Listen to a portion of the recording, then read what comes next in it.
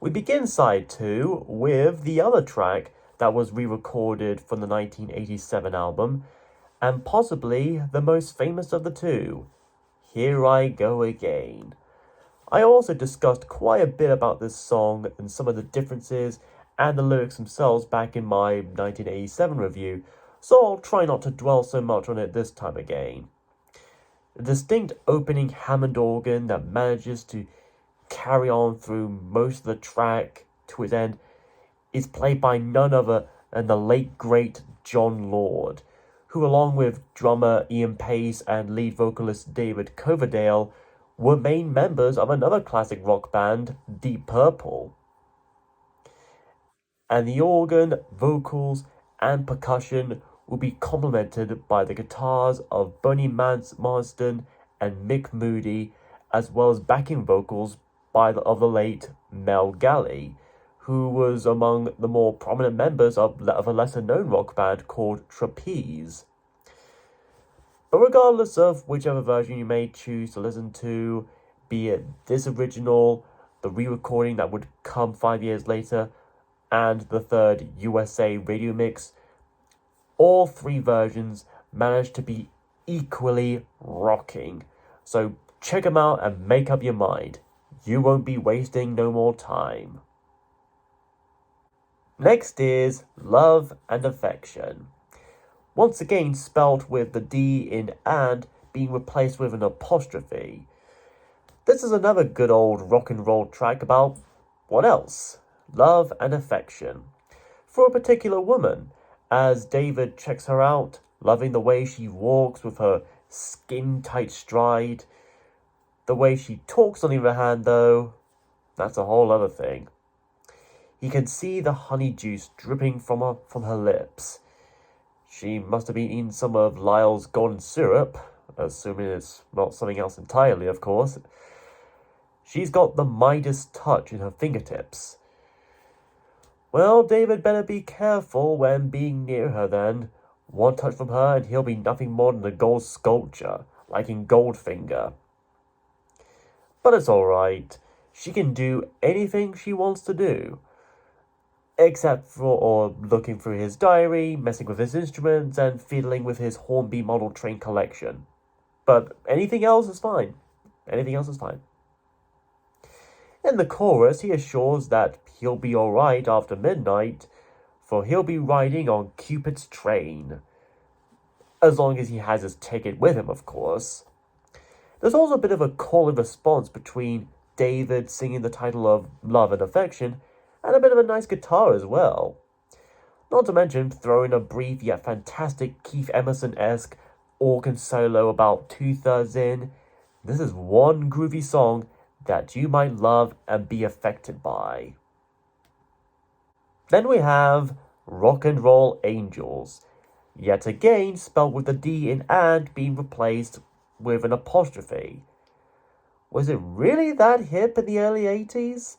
Just taking the D out of any of the song titles? Was I supposed to call some of the previous songs Young Blue, Rough and Red E, and Blue E Luxury? Anyways, this track shouldn't be confused with Rock and Roll Women from an earlier Whitesnake album, Love Hunter. But both do seem to have a similar mood anyway, so I wouldn't blame you. In this one, David tells us what it's all about, why he screams and shouts for you. I bet the reason's because he needs help with moving the sofa, and it just fell on his toes. He had been travelling all around the world, teasing lots of pretty girls like you. Well, that totally doesn't sound creepy and problematic in the slightest at all, does it? He feels his heart beating heavy and banging like a big kick drum as he astonishes at the sight of those blue jean queens, and he's looking for some rock and roll angels. Then we get a nice, neat, honky-tonk sounding piano solo in the midst of the track as well, mixing the 50s rock and roll similar to Bloody Luxury with the 70s glam and hair metal like earlier Whitesnake. This is quite an angelic tune. Then we have Dancing Girls, another quick rocker with a steady beat and pace. Here, David sings that he don't need a doctor, don't need a priest, don't need no superstitious cures for his release. He don't need no education, he don't need no thought control, he don't need no dark sarcasm in the class. Oh, wrong song. Then in the chorus, he orders to bring on the dancing girls. Unfortunately for him, due to not being specific, he ended up getting some Morris dancers and things got quite a bit awkward. While the song is far from anything special, it's not really a bad track either. Easy to forget among many other Whitesnake songs? Maybe so, but if you were to listen to it more than once, it may not be so easy to forget then after all. If anything, it might be a good enough song to dance to. And so our album ends with the title track, Saints and Sinners. And it's a good track to go out on, with its guitar riffs and sweet drums, not to mention having a bit of a religious edge to its lyrics, as David sings and tells us to get ready for Judgment Day and the final curtain call. To not lie when we testify, for the good Lord knows we're all saints and sinners, priests and thieves. Prince of Thieves? Like, as in the Kevin Costner film? I can imagine some people calling that film saintly or sinful. After all, as Carrie Elways in Robin Hood Men in Tights would say, he knows how to do an English accent. When Moses stood in the Red Sea shore, laying the lawn on the line, he said, "Don't come knocking on the pearly gates." Must have been a weird deleted scene from DreamWorks' Prince of Egypt.